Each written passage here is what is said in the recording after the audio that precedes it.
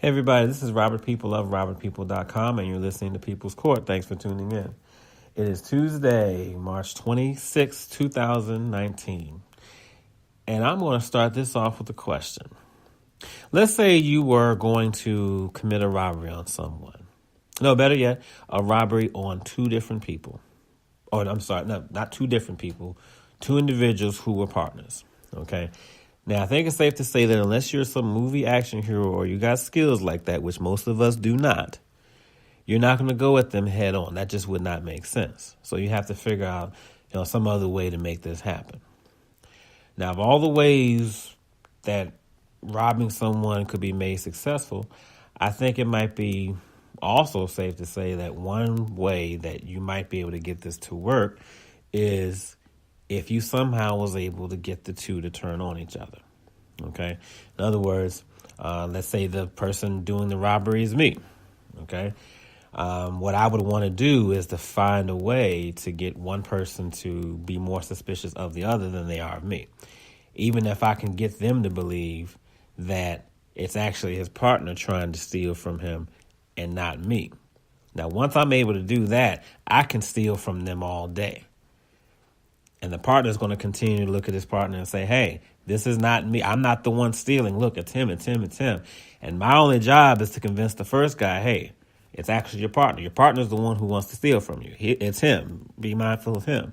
And if I can convince him of that, then there's nothing to it. My question to you all is, if you were looking to commit this robbery on two individuals, would that be the same way you go? I don't know too many people who commit crimes who would choose to do so and choose the path of, the greatest resistance. When you're committing crimes, you want it to be as easy as possible. So it saves you time, saves you energy, saves you everything. Okay? So if that's all you had to do, I honestly think most of us, just about all of us, will go that way, unless there's some other plan, some other way to go about it that I'm not paying much attention to, I'm not realizing. You're going to make it as easy as you can, okay? And in this case, let's just say, even if this is not the best way, let's just say for the sake of conversation it is, and for the sake of what's coming next.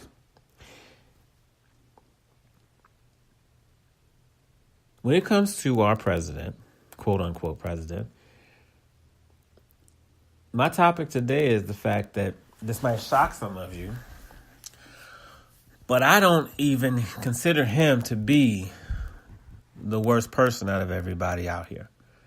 Now you may say, well, what in the world, how in the world can I say that?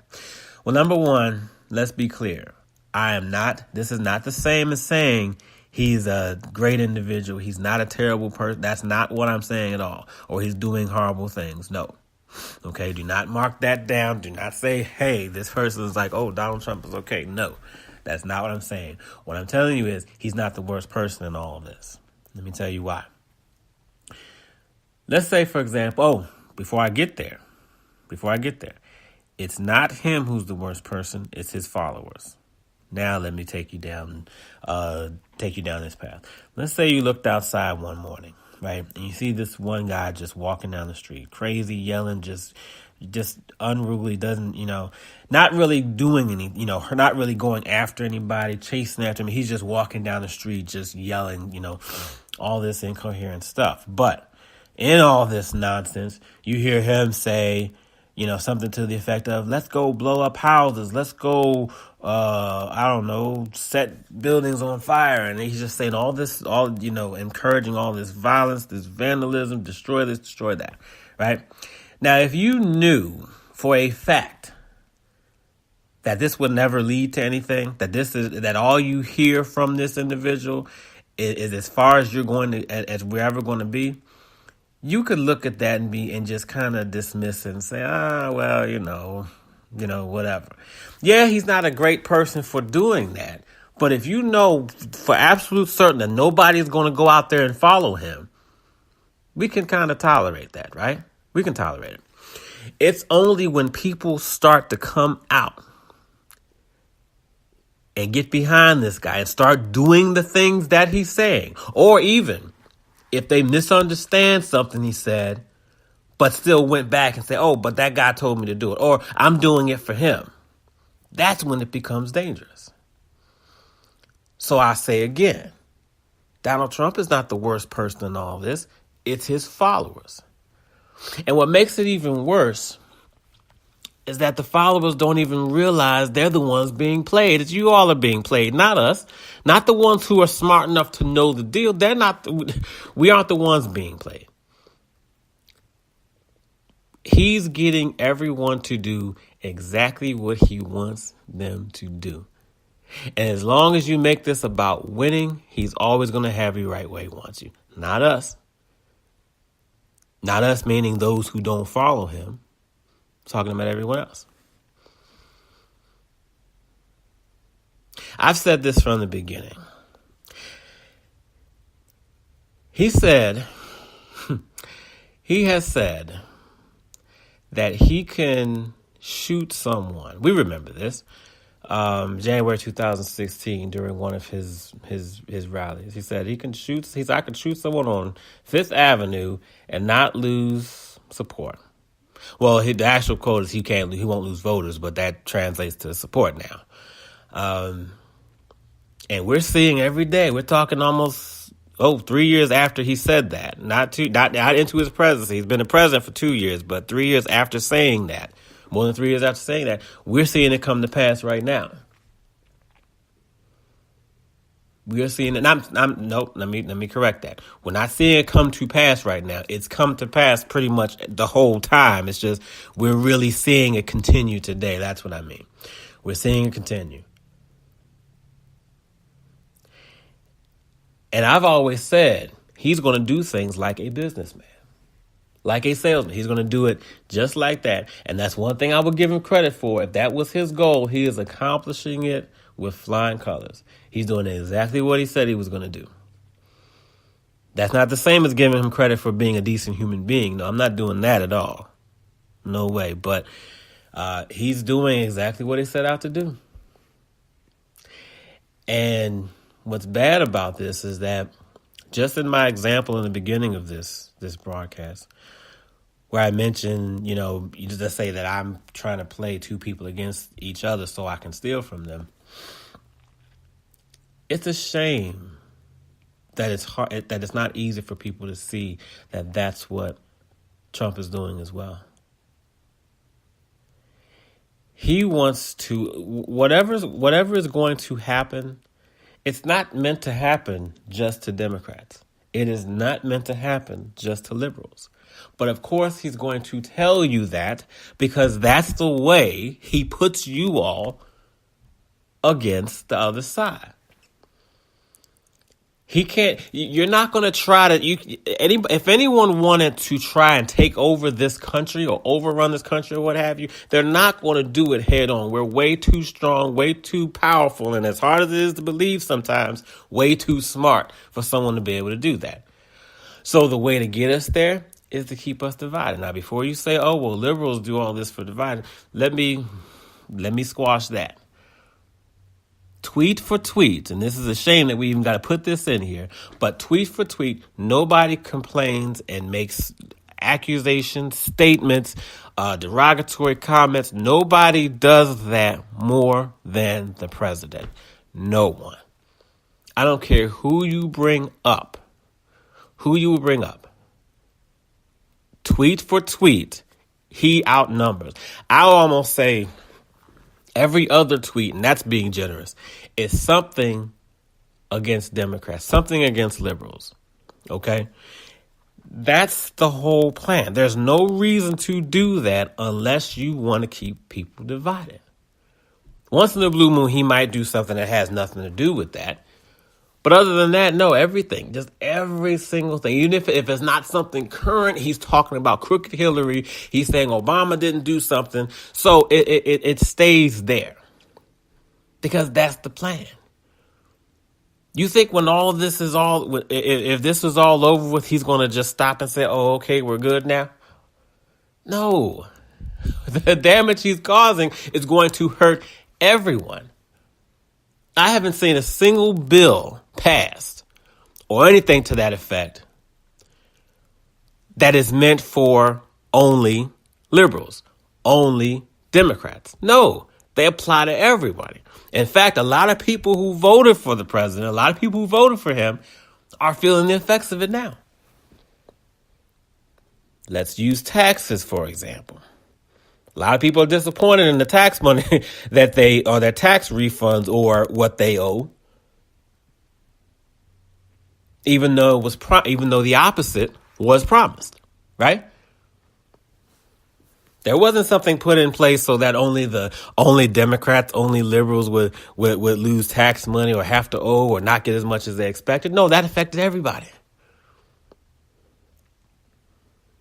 So he's doing exactly what he wants to do. And the bad thing is when I'm watching people, and sometimes I do this, and I need to because I want to be certain before making these statements. I want to make sure I'm absolutely sure. When I see Trump supporters try to argue, to me it's comical every time because it's as laughable as watching my kids try to stumble their way out of a lie or backpedal through a lie. You know exactly what's going on, what was happening, what was said. You know, I have 2 children, so it's always funny when I listen to them, and almost every time I do this, I'll listen to them argue for a good probably 5 minutes.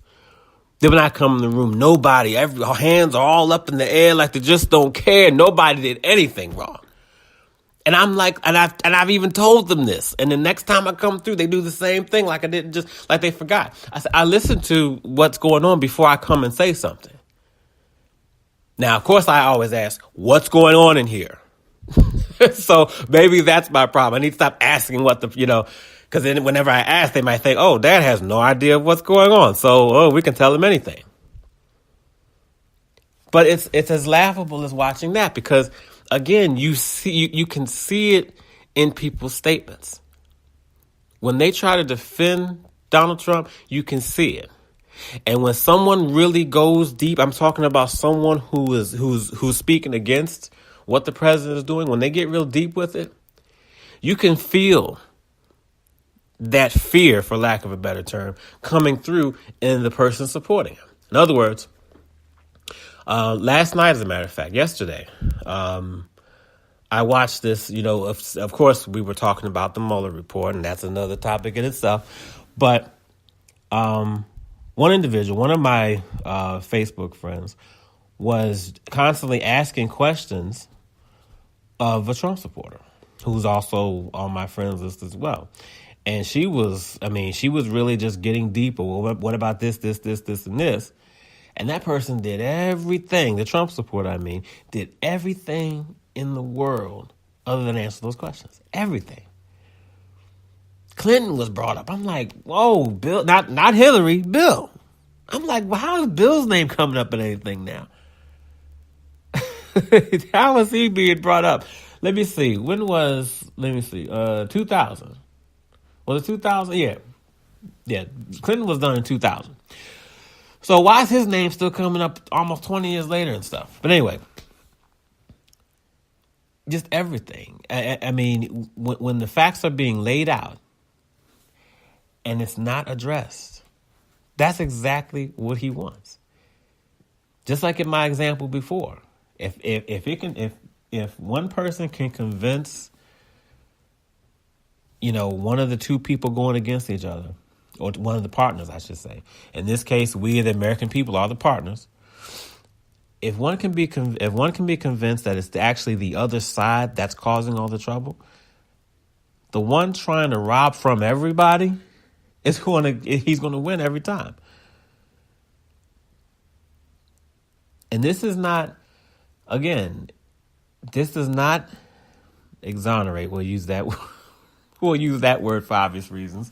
This does not get him off the hook. It doesn't let Donald Trump off the hook by me saying he's not the worst person in all this.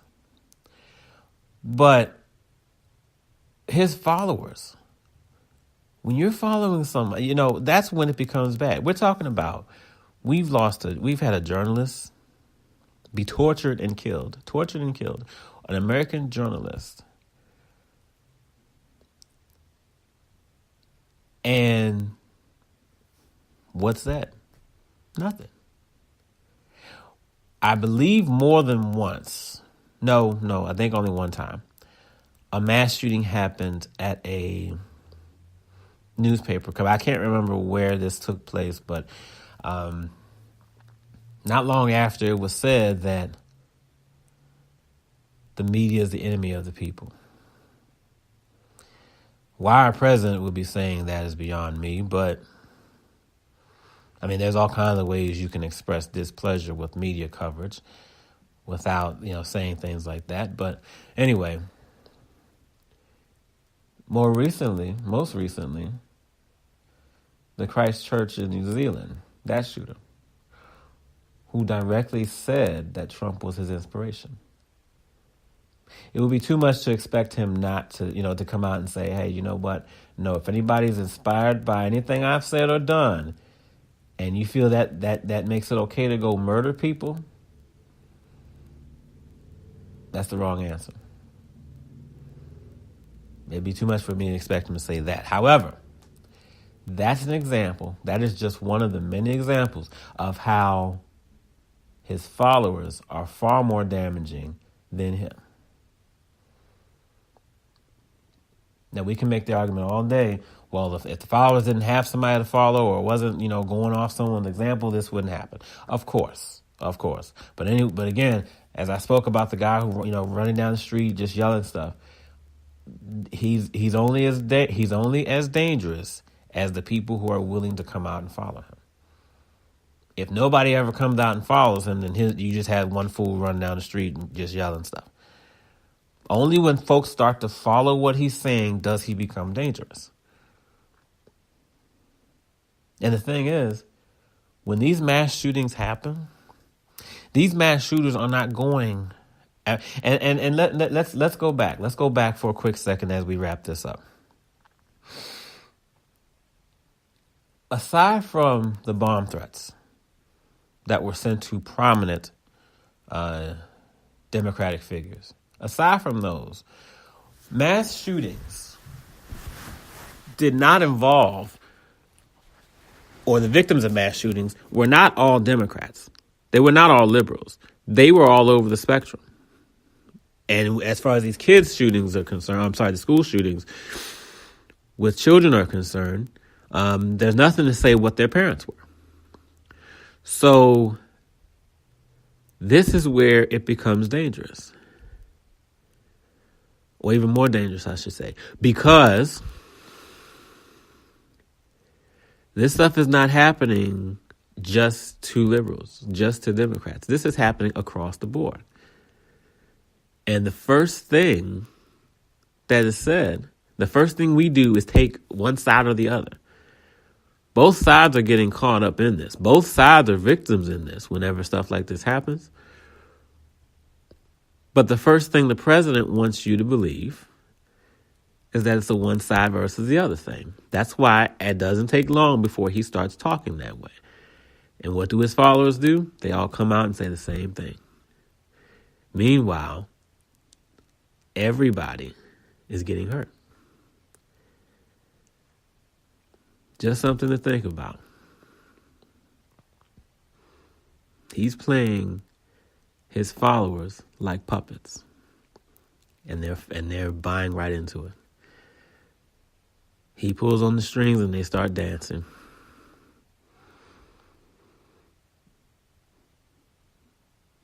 And they do so because he's convinced them that the only ones who can be hurt by anything happening is Democrats. The only ones who can be affected by it are the liberals. Even though we have concrete evidence that it's not just liberals and Democrats who get hurt, especially, again, when it comes to these mass shootings. We have evidence that it's not just us. But he's convinced you. That's why you're following and believing everything he said. We don't follow and believe everything our spouses say. We don't follow and believe everything our children say. Loved ones, we don't follow and believe everything they say. So how in the world, if you're not doing that, are you doing that with the president? He knows. That's why he's doing it. This is Robert People of RobertPeople.com. Thanks for listening. Have a great day.